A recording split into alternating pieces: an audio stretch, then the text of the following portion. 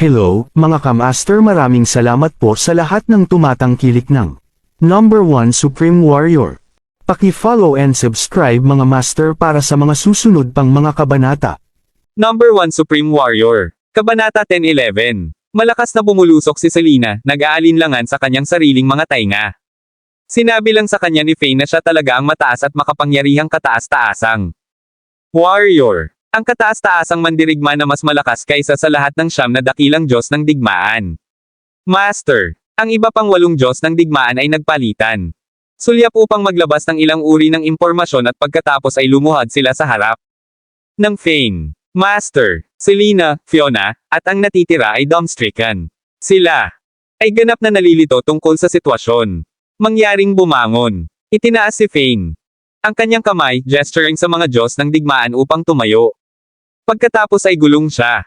Selena at sinabing, mahal, sila talaga ang aking mga alagad, kasama na si Fernando. Ninwalang dakilang mga Diyos ng digmaan, lahat sila ng iyong mga alagad. Ikaw ang kataas-taasang mandirigma, ang kanilang Panginoon. Nagtanong si Joan sa isang nanginginig na tono habang siya pinalakpakan ng kanyang mga kamay sa kanyang bibig at lumibot ang kanyang mga mata. Ang balitang ito ay malayo masyadong nakakagulat. Oo, siya ang ating Panginoon. Mas malakas siya kaysa sa lahat. Sa amin dito, mainit si Lana at lumingon kay Joan, Tia Joan, ang iyong anak ay ang pinakamahusay at natitirang tao sa mundong ito. Talaga. Ang kaligayahan ay dumula sa loob ni Joan at ang kanyang mga pisngi ay sumulyap ng luha. Ito. Ang kasiyahan kong makilala ka, ang kataas-taasang mandirigma. Ang pagsasakatuparan ay lumitaw sa Old Master Taylor. Mabilis siyang lumuhad sa harap ni Fane at binati siya. Formal. Ang taong ito sa harap niya ay ang kataas-taasang mandirigma, ang pinakamataas at karamihan sa makapangyarihang pagkakaroon sa mundong ito. Para sa kanya, upang matugunan at kahit na makipag-usap sa kataas-taasang mandirigma ay walang iba kundi ang kanyang lubos na kasiyahan. Paano? Naisip niya na si Fane ay ang kataas-taasang mandirigma ang pinakamalakas pagkakaroon. Paano niya naisip na ang kataas-taasang mandirigma ay mayroon nakarating sa kanilang tabi na pinuprotektahan ang mga ito ng maingat? Kasiyahan upang matugunan. Ikaw, kataas-taasang mandirigma. Sumunod si Fiona at ang nalalabi sa pamilyang Taylor. Sa likuran ng matandang master na si Taylor, lumuhod, at binati si Fane ng magalang. Selena. Nasa wakas ay na-snap out sa pagkabigla, handa na lumuhod din. Si Fane ay na-render na walang pagsasalita sa sitwasyon sa harap niya, mabilis niyang hinawakan si Selena. At sumigaw, ano ang ginagawa mo? Bumangon ka na. Bakit ka lumuhod? Hindi ba tayo pamilya? Mabuti syempre, para sa pagbubukod ng mga Taylors na hindi tinatrato sa amin bilang kanilang pamilya at iniwan kami dahil sa takot na may drug sa ang gulo, ang mga Taylors na nanatili sa likuran at sa pamamagitan ko ay ang aking pamilya. Ikaw ay ang aking pamilya. Tanging ang matandang master na si Taylor ay nakabalik sa kanyang mga paa. Sir, bakit? Hindi mo ba sinabi sa amin kanina? Tinatrato ka namin ng napakasama noon at hinamak ka bilang isang basurahan na pinagtibay na manugang. Nagpapasalamat ako sa iyo sa pagiging mabait. Puso at hindi humawak ng mga sama ng loob laban sa amin. Sir, malambot ang puso mo. Matanda. Mainit na pinalakas ni Master Taylor. Tama si Lolo Taylor. Bakit hindi ka ipaalam sa akin kanina? Kung sinabi mo sa akin kanina, maaaring magdala ako ng agahan sa iyong kama at kahit nalinisin ang iyong mga paa araw-araw. Diyos ko, ang aking manugang ay ang kataas-taasang mandirigma. Nangangahulugan ba ito na ako ang biyenan ng kataas-taasang warrior? Pagkatapos ang aking anak na babae ay asawa ng kataas-taasang mandirigma. Diyos Miyos, bamantong hininga. Kung sinabi mo sa akin kanina, maaari akong magyabang tungkol dito sa harap ng aking mga kaibigan at kamag-aral sa gitnang lalawigan. Buntong hininga. Ngayon, hindi ako alam kahit sino sa lungsod na ito, sino ang magpapakita ko. Bulalas ni Fiona. Natutuwa, sa parehong oras, whined irritably si Fane at Selena na tumayo. Sa tabi niya ay maaari lamang iling ang kanilang mga ulo at nagbuntong hininga. Haha, hindi talaga ako. Asahan kang maging kataas-taasang mandirigma. Napakahusay mong niloko ang aming pamilya. Panipi. Masayang gigiled at patuloy na panunokso, ngayon, sabihin mo sa akin ng matapat. Ikaw ang maruming mayaman na brat na ito, gaano karaming pera ang mayroon ka? Panipi. Kabanata 10-12. Ang mga mata ni Fiona ay kumislap ng tuwa sa nagmumungkahi na tanong ni Ben at siya ay naghuhumindig sa kaligayahan. Mabigat ang hininga niya. Nagmamadali siyang humakbang. Ipasa at hinawakan ang mga kamay ni Fane sa kanyang mga palad na may isang nanginginig na tinig, tinanong niya. Ang aking mahal na manugang, ikaw, bumalik ka mula sa hukbo, at dapat bigyan ka ng bansa ng tonelada ng pera at mga bonus, di ba? Gaano karami, magkano ang mayroon ka sa iyo ngayon? Hindi ganoon. Kahit na, mas mababa sa 1 trilyong box. Si Fane chortled casually, at pagkatapos siya. Idinagdag pa rin, ang pera ay isang panlabas na materyal lamang. Ito ay mas mahalaga at mahalaga para sa amin, ang mga mandirigma, upang sumulong sa aming pinagsamang lakas. Fane. Napahinto sandali, pagkatapos ay nagpatuloy, sige. Pumasok tayo at magpahinga. Maaari kang matulog, maligo, kahit anong gusto mo. Tatanungin ko ang kusina. Upang makagawa ng ilang pinggan para sa hapunan ngayong gabi. Pinangunahan ni Elaine ang karamihan sa villa. At inayos para sa bawat isa sa kanila, isang silid upang magpahinga. Sa oras na ito, sa kabilang panig. Si Dylan Wagner na naging isang batinggel ni Fane na sa wakas ay nakarating sa tirahan ng pamilyang Low kasama ang kanyang mga tauhan. Uncle. Pagkatapos, nang makita ang kanyang tiyuhin na nakatayo sa harap niya, lumuhas si Dylan. Dylan, ano? Mali, bakit ka nandito kasama ang iyong mga tao? Hindi ba ang iyong lolo at dinala ni Lola ang isang tao upang matulungan kang patayin ang brat na iyon? Ano ang pangalan niya? Muli, Fane. Si Jackson Low ang pinuno ng pamilyang Low ay nagtanong, kasama niya. Forehead furrowed. Naguguluhan siya sa pagdating ni Dylan sa oras na ito. Uncle, isang bagay na kakilakilabot na nangyari. Lolo at Lola, pareho sila. Patay na. At ang aking mga magulang, patay na rin sila. Ang mga mata ni Dylan ay bamaha ng luha. May kintab sila. Ano ang impyerno? Paatma, ang mga ito ay kasing lakas ng Siyam. Star Kings of War. Sila ay pang-Siyam na Great Grandmasters, at malapit na abutin ang katayuan ng Semigod. Paano nila hindi matalo ang iba? Party. Ang kulay ay pinatuyo mula sa mukha ni Jackson sa loob ng ilang segundo, kaya niya walang pakiramdam kundi bulag na takot at pagkabigla. Bumagsak siya ng ilang mga hakbang pabalik. At halos lumipas sa balita. Oo, ang brat na iyon ay napakalakas. Tiyuhin. Ano ang dapat nating gawin ngayon? Ano ang dapat kong gawin? Gusto kong maghiganti sa aking mga magulang, ay gusto ng paghihiganti. Inayos ni Dylan ang kanyang tingin kay Jackson na may walang magawa na ekspresyon, bilang kahit na siya ay isang nawalang anak sa isang masikip na plaza. Si Jackson ay sumakay sa biglang at nagdadalamati sa lupa, hindi ito magiging simple. Dapat mayroon ka. Kilala na ang dahilan kung bakit kami, ang pamilyang Low, ay napakalakas at makapangyarihan. Ay dahil sa mga malalakas na tao tulad ng iyong lolo at lola. Dinala nila maraming mga malakas na matatanda at mandirigma at lumabas upang matulungan ka sa oras na ito. Buntong hininga. Ngayon ay mayroon lamang isang bangkos ng basurahan na naiwan sa pamilyang Low. Kung magpapadala kami. Ang mga ito ay pati na rin ang pagpapadala ng mga ito sa impyerno. Pagkatapos ay lumingon si Jackson kay Dylan. Sa pamamagitan ng isang pares ng mga basa na mata, ang ibang partido ay pumatay lamang sa mga nagpunta. Kami ay isinasaalang-alang na maswerte na siya ay naiwasan ang nalalabi sa pamilyang Wagner. At hindi dumating sa lungsod ng Jean at wakasan ang pamilyang Low. Panipi. Naririnig kung ano ang nabubo ni Jackson, nakaramdam ng pagkabigo at walang kapangyarihan si Dylan. Siya ay nag-aatubili na sumuko sa lalong madaling panahon, ngunit kung ano ang maaari niyang gawin sa puntong ito sa oras. Wala naman. Fane Woods, ang Mohurf asterisk sacker na ito. Hindi magawa ni Jackson. Tulong ngunit sampain ng malakas. Gayunpaman, pagkatapos niyang sampain, naisip niya kaagad isang bagay. Fane Woods, ang pangalan na ito ay pamilyar sa akin, paano darating? Master Low, Fane Woods, hindi ba tunog ang pangalang ito tulad ng tao na ang pamilyang Freeman at ang pamilya Lambert ay susundan? Ay! Tandaan ilang oras na ang nakalilipas, mayroong mga flyer na may pangalang iyon sa kanila at kung hindi ako nagkakamali, ito ay Fane Woods. At magkakaroon ng malaking gantimpala. Sino mang nakakita ng Fane Woods? Hindi lang ako sigurado kung ang mga kahoy na ito. Iyon ba ang Fane Woods?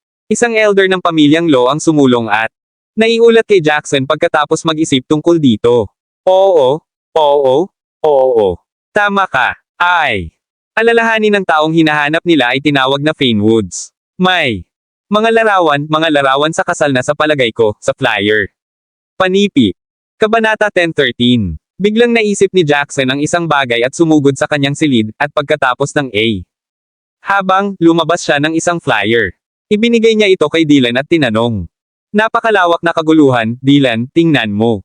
Ito ba ay brat na ito? Ito ba ay ang parehong Fane Woods na banggit mo? Kung ito ay ang parehong tao, sa wakas magagawa natin. Higantay ang aming pamilya. Tumingin ng mabuti si Dylan sa larawan sa flyer. Siya. Kinuha ang kanyang mga ngipin at bald ang kanyang mga kamao. Oo. Tiyuhin? Oo. Ito ang brat na. Naging ako sa isang Bat-Angel para lamang maglaro ng isang superhero sa harap ng dalawang kilalang tao. Pinatay niya ang aking mga lola at magulang. Iyon siya. Mahusay. Ito ay mahusay. Balita. Narinig ng Diyos ang aking mga dalangin. Sa wakas maaari kong ipaghiganti ang aking mga tao. Muhahaha. Panipi. Pinisil ni Jackson ang kanyang mga mata at tumulo ang luha sa kanyang pisngi habang nagsalita. Hayaan na tayo ngayon. Pupunta kami sa pamilyang Lambert at pamilya ng Freeman. Pinatay ni Fane ang anak na babae ni Master Freeman at ang anak ni Tao. Lambert ang pangatlong nakatatanda sa pamilyang Lambert. Parehong pamilya ay naghahanap para sa kanya kahit saan. Kinamumuhian nila siya sa mga buto at hindi na makapaghintay na putulin siya. Sa mga piraso, o aking kabutihan. Totoo ba iyon? Magaling iyon. Ang dalawang ito. Ang mga pamilya ay kilalang at makapangyarihang pamilya sa Gene City. May utang sila sa maraming mga piling tao na lola ng antas ng semigod. Malakas ang mga ito. Mga Diyos ng digmaan. Sa ganitong pakikipaglaban, si Fane ay hindi makakaligtas. Sa oras na ito, muhahaha. Nakaramdam si Dylan ng isang biglaang apoy ng kagalakan na binigkas niya. Sa kabutihang palad, hayaan na tayo ngayon. Tiyuhin, magmadali ka. Magmaneho kami doon at ipagbigay alam sa kanila ang tungkol dito. Aalis tayo bukas ng umaga upang magawa natin. Bumalik ng maaga at sirain ang mga masasamang grupo ng mga tao, Fane, Selina. At ang iba pang mga Mohurf asterisk sackers. Sige, tumango si Jackson. Sa lalong madaling panahon. Maraming mga masigasig na kotse ang umalis sa tirahan ni Lowe, patungo sa direksyon ng tirahan ni Lambert. Sa kasalukuyan, sa tirahan ng Lambert, maraming kalalakihan. Natipon sa bulwagan. Ang bawat isa sa kanila ay napilipit ang kanilang mukha at nagkakasundo nagagalit sila sa isang bagay. Ang pinuno ng Freeman. Pamilya Louis Freeman at ang nakatatanda ng Freeman Theo Freeman. Sa wakas ay bumalik sa Gene City mula sa gitnang lalawigan ngayong hapon. Sila. Ginugol ng ilang higit pang mga araw sa gitnang lalawigan, naghahanap ng Fane ngunit sa hindi. Mapakinabangan sa makatuwid, nag-iwan sila ng ilang mga underlings doon upang ipagpatuloy ang paghahanap para sa Fane. Habang ang natitira ay bumalik sa Gene City. Walang isang solong F***king clue. Tungkol sa kinaroroonan ni Fane sa gitnang lalawigan. Nakuha namin ang ilan. Tailors ngunit wala sa kanila ang nakakaalam ng She**. Alam lamang natin na ang ilan sa mga. Ang mga Tailors ay nakakalat sa buong mundo upang tumakas mula sa napansin. Bukod dito, binago ni Fane at ang iba pa ang kanilang numero ng mobile phone. Ang iba pang mga Tailors ay hindi rin makontak ang mga ito. Ngumiti si Tao ng mapait at sinabi, kung hindi natin ito mahanap sa susunod na 2 o 3 taon, natatakot ako na ito. Maging imposible para sa amin na hanapin ang mga ito sa oras na iyon. Master Lambert, mayroon ka bang balita tungkol sa kanila habang nasa Gene City ka? Panipi.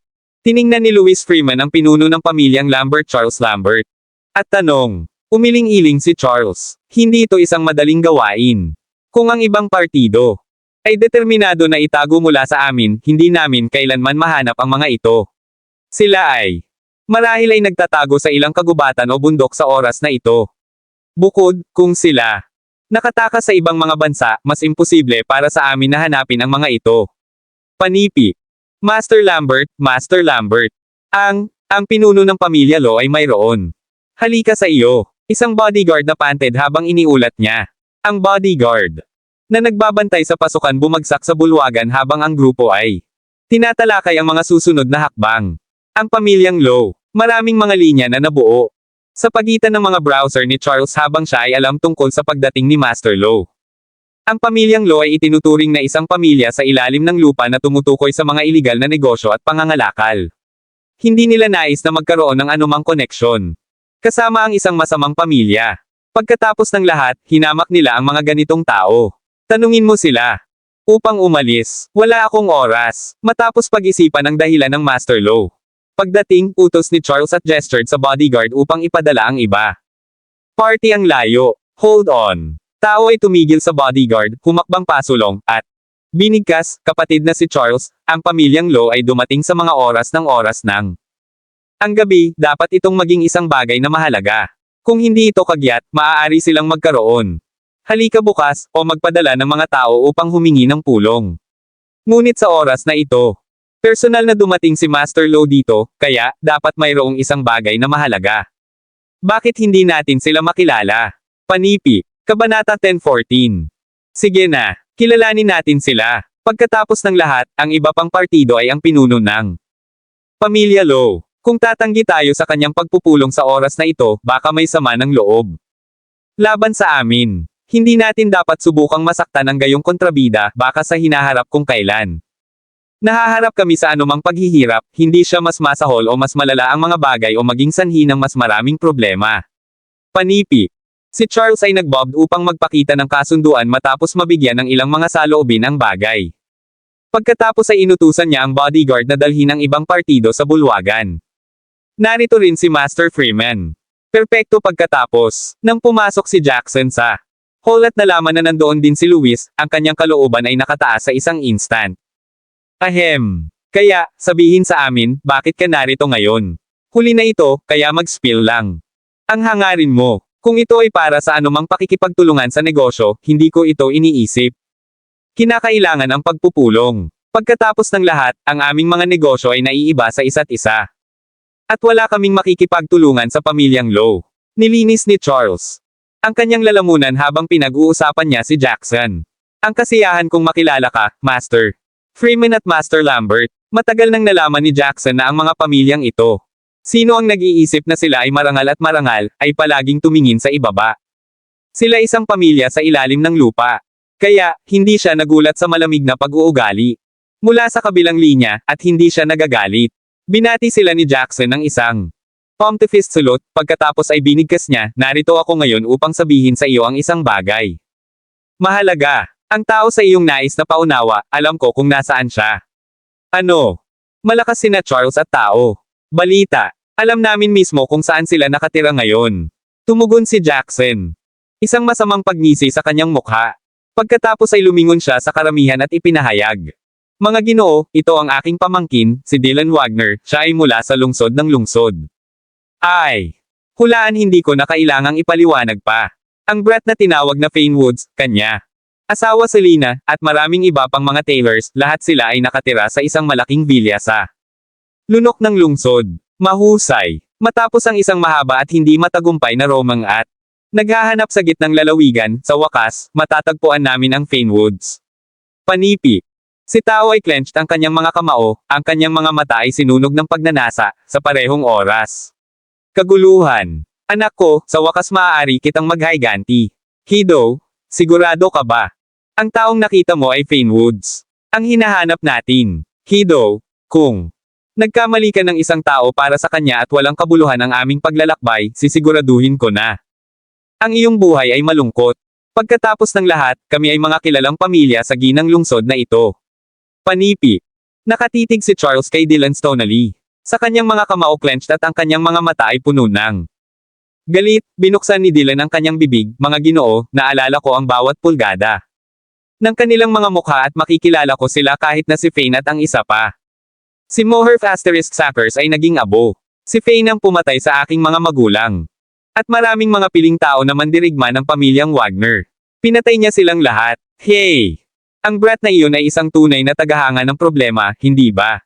Hindi ba siya magtatago kapag siya ay nais ng aming pamilya Lambert? Hey! Siya ay talagang nang-ahas na maging sanhi ng higit pa. Nagkakaproblema sa iba. Hindi ba siya bobo upang ilantad ang kanyang sarili? Isang nasiyahan ng ngiti ay plastered sa mukha ni Luis. Sa pagtingin sa galit na paraan ni Dylan, naniniwala siya na ang balitang ito ay totoo.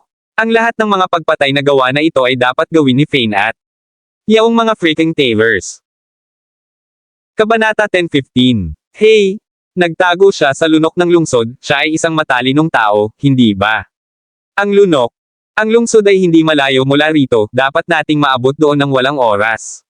Humph! Ang punk na iyon, talagang nagtago siya mismo sa ilalim ng aming mga ilong na ginagawa kaming tumingin. Tulad ng isang tanga, tao sneered frostily. Ngunit, sa kasamaang palad, malinaw na ang brat na iyon. Hindi alam kung paano baybayin ang salitang kamatayan, patuloy siyang napakataas na profile at lumilikha ng higit pang mga problema.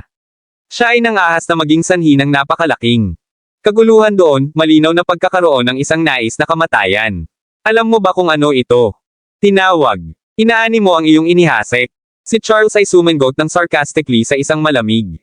Ngumiti sa kanyang mukha, pagkatapos ay lumingon siya kay Jackson at sinabi, ang piraso ng ito. Ang impormasyon ay talagang mahusay. Bukas ay dadalhin tayo ni Dylan doon. At bibigyan kita ng 10 bilyong bucks bilang gantimpala para sa pagbibigay ng impormasyong ito. Tulad ng para sa kung paano mo ito hatiin sa gitna mo at ng iyong pamangkin, ito ang iyong negosyo. Panipi. Si Jackson, gayunpaman, umiling-iling. Hindi ko na kailangan ng gantimpala o pera. Ayoko ng isang solong sentimo. Inaasahan ko lang na bukas pareho ang Lamberts at dadalhin ng mga Freemans ang iyong pinakamalakas na lalaki upang patayin si Fane, at dadalhin ko rin ang minahan. Pupunta ako sa iyo. Nais kong makita na mamatay ang brat na may sariling mga mata. Haha. Sige. Nais mong maghayganti sa iyong pamilya. Napakahusay na ideya. Kapatid na si Jackson. Bakit hindi tayo magkaroon ng ilang inumin upang mapre-celebrate ang aming tagumpay? Charles. Tumawa ng malakas ng buong puso. Ang ideya ni Jackson ay natural na mabuti para sa kanila.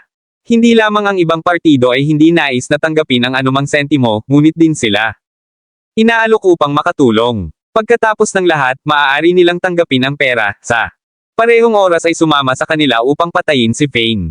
Sa makatuwid, nagulat talaga ito sa kanya. Na ang ibang partido ay gumawa ng ganoong pagpipilian kung kailan nila napapanood lamang. Ang away mula sa malayo. Marami ba silang kalalakihan? Kung hindi, hindi natin kailangan. Dalhin ang lahat ng mga elite, di ba? Kami ay mga kilalang pamilya pagkatapos ng lahat, talagang tayo. Kailangang dalhin ang lahat ng ating mga malalakas na lalaki. Nagtanong ang elder ng pamilyang Lambert. Na may ilang mga pagdududa sa kanyang mukha. Hindi, wala silang maraming tao. Ngunit, bukod sa sila, mayroong 38 o 9 na Great Grandmasters, 2 lalaki at 1 babae na may maskara. Tulad ng para kay Fane, malakas din siya, nasa unang yugto siya ng ang antas ng semi-god. Siyempre, ang lahat ng mga pagtatansya na ito ay mula sa aming mga kalalakihan na nasaksihan ng labanan. Ngunit hindi ako masyadong sigurado tungkol sa totoong sitwasyon. Panipi. Nagbigay ng ilang mga saloobin si Dylan sa bagay na ito at pagkatapos ay nagbubo siya, kaya, mayroon sila. Isang manlalaban na may lakas na semi-god. Tiyak na kakailanganin namin ng mas malakas na lalaki. Paano kung ang ibang partido ay namamahala upang makatakas, di ba? At kung talagang tumakas sila, ito. Maging mas mahirap para sa amin na hanapin ang mga ito sa oras na iyon. TSK? TSK? TSK. Mapahamak. Hindi ko inaasahan na ang gayong malakas na tao ay nakatira sa isang maliit na lungsod tulad ng gitnang lalawigan. Napabuntong hininga si Charles. Huwag kang mag-alala. Lahat ng mga mandirigma na may mga antas ng semi-god mula sa parehong pamilya ng Lambert at Freeman ay darating.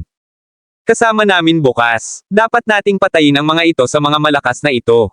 Mga tao, di ba?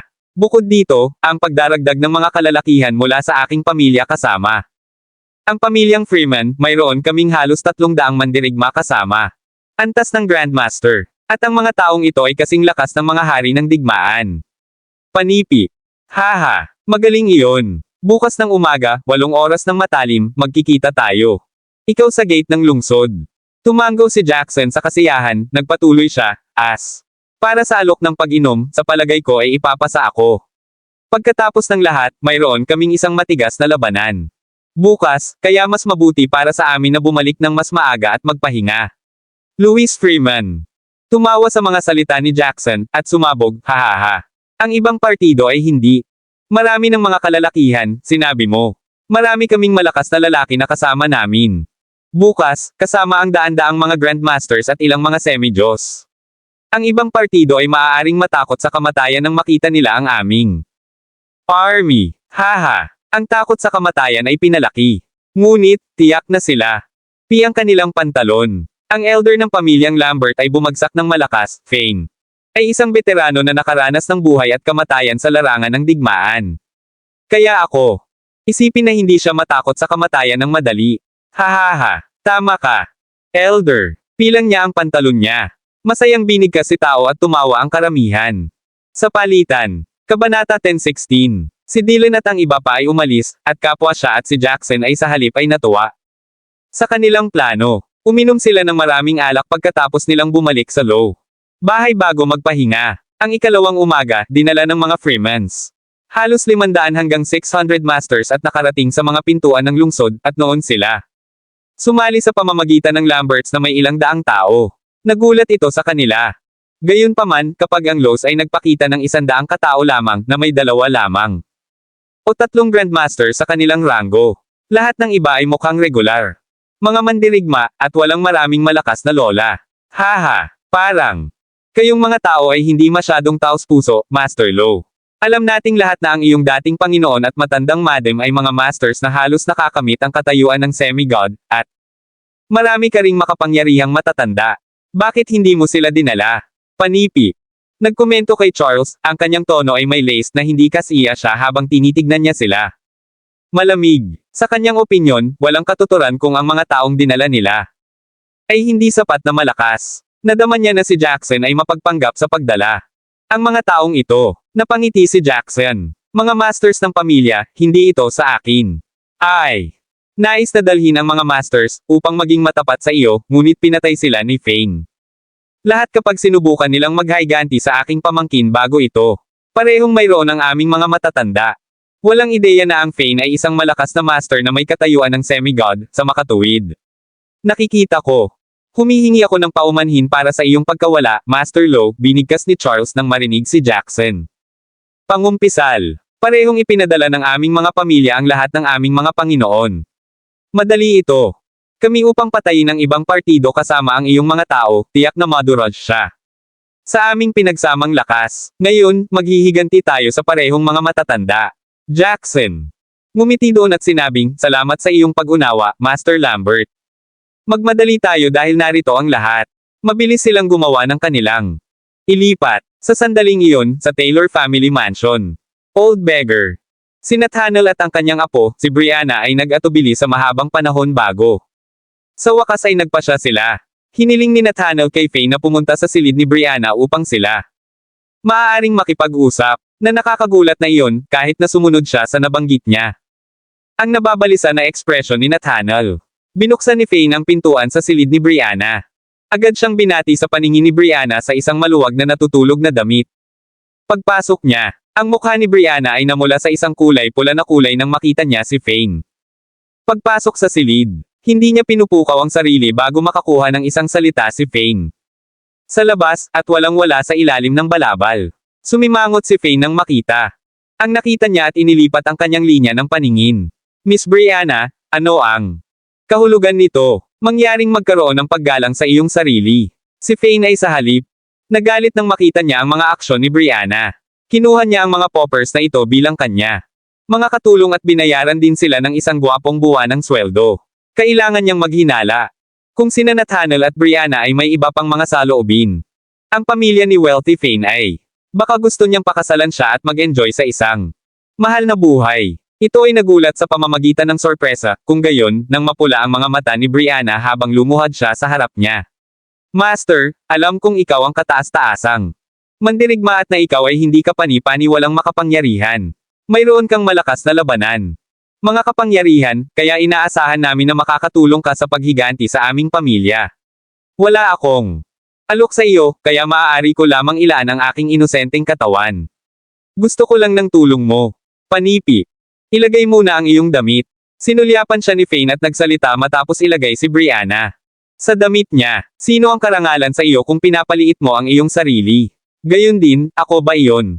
Uri ng tao. Sinasabi sa akin ng iyong mga aksyon na tinitingnan mo ako. Ako. Humihingi ako ng paumanhin. Ako. Hindi ko talaga alam kung ano ang gagawin.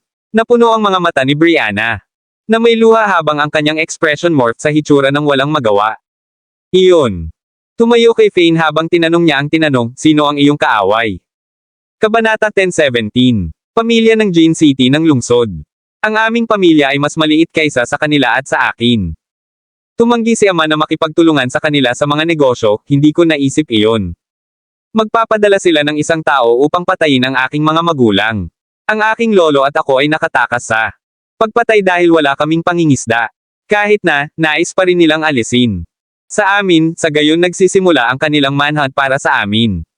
Nawala namin sila rito at naging mga pulubi, walang ibang mga paraan upang makatakas sa kanilang paghabol.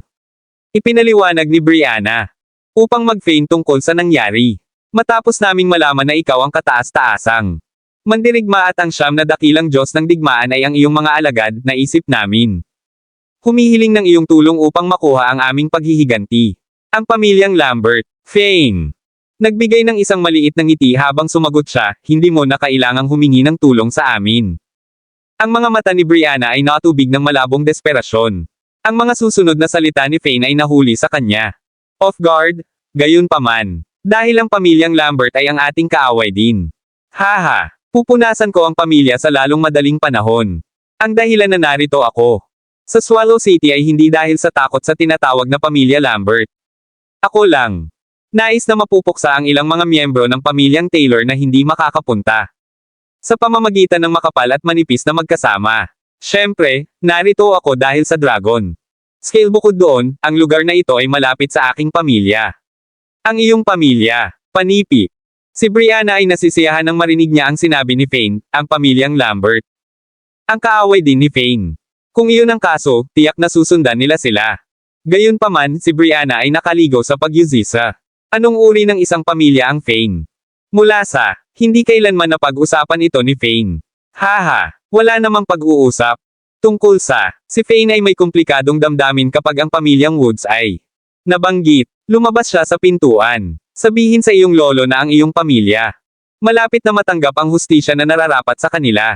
Pagkatapos ng lahat, paano ako makakabalik ang pamilyang Woods sa kapayapaan kung hindi ko aalisin ang mga Lamberts at ang Freemans? Walang ideya si Fane na ang isang malaking pagtitipon ng mga pamilyang aristokratiko mula sa lungsod ng martial arts ay naruroon kapag naglalakad siya sa labas ng pintuan. Pagbati sa kataas-taasang mandirigma, lahat sila ay lumuhad nang makita nila si Fane. At kayong mga tao ay, si Fane ay hindi nagsasalita sa paningin ng napakaraming tao sa kanyang tirahan, at halos kalahati ng lungsod ng martial arts makapangyarihang tao ay naruroon. Gayunpaman, ang karamihan sa kanila na dumating ay mga matatanda ng mga pamilya. Haha, maraming tao ang hindi pa nakakasalubong sa iyo, kataas-taasang mandirigma, at narito sila upang bisitahin ka matapos nilang marinig ang iyong nagawa. Isang una. Tumawa ang nakatitawang pamilya ng aristokratikong pamilya. Kataas-taasang mandirigma, narito ang maliit regalo mula sa amin dahil ito ang aming unang pagbisita. Inaasahan kong ito ay ayon sa gusto mo. Isang pamilya. Magalang na ipinakita ng master ang dalawang bracelet ng jade. Maraming salamat. Ito ay talagang sobra. Masaya na bisitahin mo kami. Bakit magpadala sa amin ng mga regalo? Panipi. Ang mga mata ni Fiona ay naiilawan nang makita niya ang mga regalo. Naglakad siya pasulong at natanggap ang regalo bago masabi ni Fane. Kataas-taasang mandirigma, ito. Ang regalo mula sa akin ay upang magpasalamat sa iyo sa pag-save ng kapwa ko at buhay ng aking anak. Panipi. Ang isa pang matandang lalaki ay sumulong at ipinakita ang kanyang regalo. Oh, mahal. Salamat. Salamat. Mangyaring pumasok at may upuan. Lahat ay pumasok at tumulong. Ang iyong sarili sa isang upuan. Si Fiona ay labis na aktibo. Inutusan niya si Selena. Habang natanggap niya ang mga regalo, Selena, bakit ka pa nakatayo doon? Libro. Isang hotel, at gagamot namin ang aming mga bisita sa tanghalian. Magkakaroon kami. Panipi. Kabanata 10:18. Sige, mag-book ako ng hotel ngayon. Tumango si Selena, hindi pa rin sigurado kung paano magreaksyon sa paningin ng lahat ng mga mamahaling regalo na dinala sa kanila. Dapat ang kanyang ina. Masaya dahil siya ang tumatanggap sa kanila. Madam, hindi na kailangang mag-abala sa iyo. Bakit mag-book ng isang hotel kung kailan tayo makakapunta sa aking hotel? Mayroon kaming isang 7-star hotel. Tawagin ko ang aking mga subordinate upang gawin ang mga pag-aayos. Ito ay maging gamutin ko. Isang matandang lalaki, ngumisi habang sinimulan niyang ilabas ang kanyang cell telepono. Paano ka namin hahayaan na gawin iyon? Ikaw ang aming mga panauhin at narito upang bisitahin. Kami, ito ay dapat na gamutin namin. Pinagtalo ang Sheepesh Selina. El pupunta sa aking hotel. Ito ang magiging gamutin ko. Hayaan mo na, nagsalita ng ibang lalaki. Lahat ay nauunawaan. Na nag-aanyaya sa kataas-taasang mandirigma at iba pang mga Diyos ng digmaan na makakain sa kanilang. Ang mga hotel ay isang bagay na nagkakahalaga ng pagpapakita. Ito ay natural para sa lahat. Ipaglaban ng isang magandang pagkakataon. Tumigil sa pakikipaglaban, tiniyak ni Faye na may maliit. Ngiti, hayaan ang lahat sa Old Master Lager's Hotel. Ang matandang lalaki ay lubos na masaya. Nang marinig niya ito, at siya ay nakangiting bumulusok, mahusay. Hayaan mo akong tanungin ang aking mga subordinate upang maghanda ng mga bagay. Ito ang aking paggamot, kaya tamasahin ang iyong sarili at kumain. Sa nilalaman ng iyong puso. Haha, pagkatapos ay siguraduhing masisiyahan tayo sa ating sarili. Panipi. Ang isa pang taong nasa gitnang may edad ay nagsimulang tumawa ng maligaya. Ang mga pamilyang ito ay ang mga taong may maraming pera, kaya hindi mahalaga kung sino ang magbabayad. Ang panukalang batas, lahat ay nakikipag-usap sa kanilang sarili habang naglalakad sila sa hardin. Noon lang, kapag ang lahat ay handa nang lumabas para sa tanghalian sa tanghali. Nakita nila ang isang malaking pagtitipon ng mga tao sa labas ng villa at hinaharangan ang pangunahing pasukan. Master, may masamang nangyari. Maraming ang mga tao sa labas, at mukhang agresibo sila. Dumating kami dito ng mabilis hanggat maaari. Madjing sanhi ng mga bagay na hindi tama. Parehong gwardiya on duty na nagbabantay sa gate. Nadama na may mali nang makita nila ang mga taong iyon. Sila agad na tumakbo sa hardin sa likuran ng villa at iniulat ang bagay na ito. Kay Fane, paano ito posible? Mayroon pa ring mga tao na nang-ahas na magdulot ng problema. Dito, mayroon ba silang isang hinahangad sa kamatayan? Gaano katindi ang kanilang sanhi ng problema sa kataas-taasang mandirigma? Isang tao ang nag-chok, nakakaaliw sa katotohanan. Isa pa. Ang gitnang may edad na ginang na may isang ngiti, nagkamali ba kayo? Sino ang nang-ahas na magdulot ng problema dito? Haha, alam ko ang nakita ko. May tapos na. 1,000 tao. Ang isa sa mga bodyguard ay nagpatuloy na sabik. Nakuha ko ito. Lumabas tayo at tingnan. Tumanggo si Fane at pinangunahan ang iba. Marami ng mga makapangyarihang tao ay hindi maaaring maglaman ng kanilang kaligayahan. Kung ang isang tao ay tunay na dumating upang masaktan si Fane sa sandaling ito, ito ang pinakamahusay na pagkakataon para sa kanila. Pumasok sa magagandang libro ni Fane. Ito ang kataas-taasang mandirigma, pagkatapos ng lahat, at ang nakalulugod sa kanya ay magiging kapaki-pakinabang lamang para sa kanila. Halika rito, Fane. Haha, tumawa ang isang matandang lalaki at sinipa ang gate niya. Isa sa malaking bato. Ang mga leon sa pasukan ay lumipad at bumagsak sa isa sa mga bintana ng villa. Malaking butas ang lumitaw sa paggising nito. Fane, ngayon ang araw na mamatay ka. Dylan. Agresibo. Ang pangkat ng mga tao sa lalong madaling panahon ay dumating sa hardin sa harap ng villa. Haha, kamangha-manghang. Wala akong ideya na napakaraming tao dito. Mukhang lahat kayo ay mula sa Jin City. Tumawa si Fane at hindi nagtagal. Naglakad kasama ang mga tao sa likuran niya. Gupitin ang basura. Pinatay mo ang aking anak, at narito kami upang maghayganti sa kanya ngayon. Panipi. Kabanata 1029. Ang ikasyam na patronym na ito ay malinaw na isang master na may katayuan sa demigod. Ang isang patronym na may gayong paglilinang ay nagpakita kung gaano kalakas ang puting pamilya. Ang ikasyam na patronym ay mabilis na naglakbay. Lumipad siya sa loob ng isang tagal ng oras habang hinihila ang ibang tao dati. Landing sa lupa. Tinapik niya ang dulo ng kanyang mga daliri sa paa at tumalon pataas upang magpatuloy sa paglipad.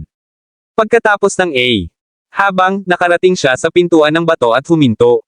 Naginhawa si Brenton nang hindi na bumalik si Mindy kasama ang iba, at mayroon siyang itaas na kamay. Sinulyapan niya ang mga tao sa harap niya bago siya mahigpit na tinanong, alin sa iyo si Jack, at sino? Joanne. Panipi. Ako si Jack, at ito ang aking ina, si Joanne. Naglakad si Jack at nagbigay ng isang maliit na busog sa estranghero sa harapan niya. Magalang siyang gesture gamit ang kanyang mga kamay. At ikaw? Ang ikasyam na patronym ay sumulyap. Haha, narito ka upang magbisita sa aming guro. Naghahanap ka. Ang butler natin. Nagsalita siya. Oo, hindi ba pumasok ang ginang upang maipasa ang mensahe? Pinahiri ni Jack ang tao sa harap niya at sumagot.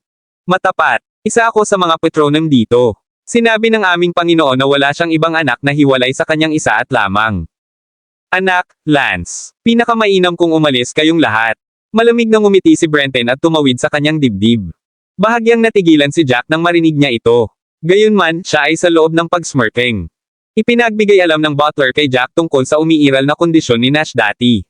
Si Nash ay nasa bingit ng kanyang kamatayan at iyon ang dahilan kung bakit siya ipinadala upang hanapin si Jack.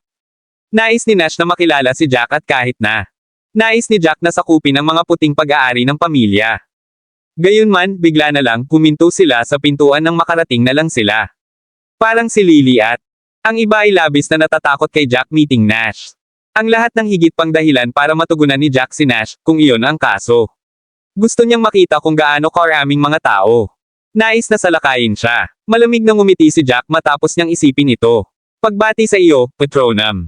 Talagang anak ako ni Nash, at ako. Narinig na ang aking ama ay malubhang may sakit, kaya bumalik ako para sa isang pagbisita. Hindi ako aalis, kahit na tinanong mo ako. Panipi. Dagdag pa ni Jack, gayon din, baka papatayin ako hindi nagtagal pagkatapos kong umalis sa lugar na ito, di ba? Ang mga sulok ng bibig ni Brenton ay twitched ng maraming beses, hindi niya inaasahan ang pagiging masigasig ni Jack. Hulaan ang bawat pag-iisip.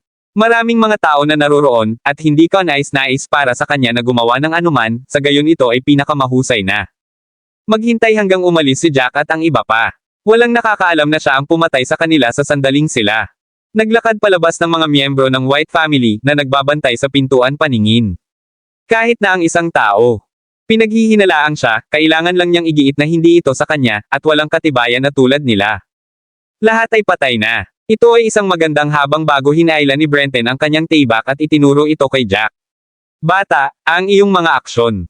Sabihin mo sa akin na talagang nais mong magkaila bilang anak ng aming Panginoon at pumasok sa lakas. Magsasagawa ako ng aksyon kung ikaw. Huwag umalis, panipi. Naisip niya ito. Kung tumanggi si Jack na umalis, masasabi niya na ang mga taong ito ay pinipilit ang kanilang paraan. Saat na siya ay kumilos dahil hindi niya alam na siya ay anak ni Nash. Maaaring makatakas siya sa kamatayan hanggat si Lily ay nakipagtulungan sa kanya at protektado siya. Kabanata 10:30. Humihingi ako ng paumanhin, ngunit hindi ako aalis. Iginiit si Jack, lihim na nakangiti. Gayunpaman, hindi ko mapipilit ang aking paraan sa loob. Din masarap na manatili lamang dito at maghintay na lumapit ang butler. Naniniwala ako na malalaman natin sa lalong madaling panahon kung ako. Anak ni Nash White. Panipi. Tumahimik si Jack sa isang iglap habang malamig na tinig niya si Brenton bago siya idinagdag, parang ayaw mo. Ako upang makilala si Nash, tama ba ako? Panipi. Mapahamak ito. Dahil hindi ka aalis, hinihiling mo ito, binata. Tumingin si Brenton sa likuran niya. Siya. Ibinagsak ang kanyang taybak patungo kay Jack, na natatakot na si Tito at ang iba pa ay makikita ang mga ito kung ito ay matagal. Isang nakakatakot na aura ng taybak na nagmamadali patungo kay Jack, walang pagkakamali ang nakamamatay na hangarin sa likuran ng tulad nito. Pag-atake. Sa kabila ng nakakatakot na paglipat, tumayo lang si Jack habang si William, na katabi niya, ay hinaila ang kanyang taybak. Lumabas bilang isang nakakatakot na taybak na si Aura ay lumipad palabas. Agad itong tumigil sa ika-9 na Patronum Sword Aura. Ang isang bingi na putok ay maaaring marinig habang ang mga pag-atake mula sa magkabilang panig ay nakansela sa isa't isa. Alam ni William na bumalik na si Jack, alam niya ang maraming mga kaaway mula sa puting pamilya ay mayroon sila. Mga tanawin kay Jack. Sa makatuwid, mas mabuti kung itinago ni Jack ang kanyang antas ng paglilinang sa isang oras. Hindi kailanman inisip ni Brenton na mayroong isang malakas na Panginoon sa tabi ni Jack, kahit na matapos niyang maipasa ang kanyang paunang sorpresa, nagbanta siya kay William. Sino ka? Ikaw ay isang master ng antas ng demigod. Alam mo ba ang mga resulta ng pagpunta laban sa puting pamilya, binata? Panipi. Haha, hindi ka nababahala sa aking pagkakakilanlan, ngunit hindi ako tatayo ng walang pag-atake kung salakayin mo siya. Tumawa si William, sliver ng disdain na nakikita sa kanyang mga mata. Para sa Brenton, maramdaman niya na ang kanyang kalaban ay nasa paunang yugto ng antas ng demigod. Mayroon siya. Walang dapat matakot dahil nakamit na niya ang huling yugto ng antas ng demigod. Samantala, si Mindy ay nakarating sa isang parisukat kung saan tinanong niya ang isang tao, nasaan ang butler? Alam mo ba? Nasaan siya? Panipi. Ngumiti ang lalaki. Si Butler Tito ay tila nasa quarters ng master kasama si Beth. Pagkatapos ng lahat, ang master Ang kondisyon ay nakakahiya, at patuloy silang banibisita sa kanya. Panipi. Sige, salamat. Tumanggaw si Mindy at mabilis na sumugod patungo sa mga tirahan ni Nash. Gayunpaman, napigilan siya ng dalawang puting miyembro ng pamilya na nagbabantay sa pintuan nang dumating siya. Doon. Mindy, may kailangan ka ba? Ang isa sa mga kalalakihan ay agad na nagtanong kay Mindy. Maaari kaming makatulong na pumasa. Sa mensahe kung ito ay kagyat. Panipi. O mahal, ito ay isang bagay na mahalaga. Si Mindy ay labis na nababalisa at agad na sumigaw ng malakas. Sa loob, Sister Bella, Butler Tito. Mabilis. May isang bagay na mahalaga, at kailangan kita dito. Panipi. Si Beth at Tito, na nasa loob, ay naglalakad mula sa bahay nang marinig nila si Mindy. Mindy, ano ang nangyayari? Blurted Titus habang naglalakad siya palabas. Paano ka maaaring sumigaw ng malakas kapag ang Panginoon? Nagpapahinga na ba? Hindi ka ba natatakot na maaabala mo ang pahinga ng Master? Ito ay walang kabuluhan sa iyo. Panipi. Ngumiti si Mindy at sinabing, Butler, mayroong isang babaeng sumama sa isang mas batang lalaki. Aniya. Na ang kanyang pangalan ay si Joan at ang pangalan ng kanyang anak na si Jack. Ang kanyang anak na lalaki ay anak ng Panginoon, at hindi ko alam kung totoo ito. O hindi, parang hindi sila nagsisinungaling, kaya agad akong pumasok upang iulat ito. Panipi. Totoo ba ito? Nanlaki ang mga mata ni Tito habang ang kanyang ekspresyon ay nagagalak sa kagalakan. Anong balita? Anong kamangha-manghang balita? Ipaalam sa akin ang Panginoon, at lahat tayo ay maaaring bumaba upang tanggapin ang iyong Master Jack. Panipi. Kaya't siya talaga ang anak ng Master. Maraming salamat mga ka-master sa walang sawang pagsusubaybay. Isang like, share, and subscribe naman dyan mga ka-master. Abangan ang susunod pang mga kabanata.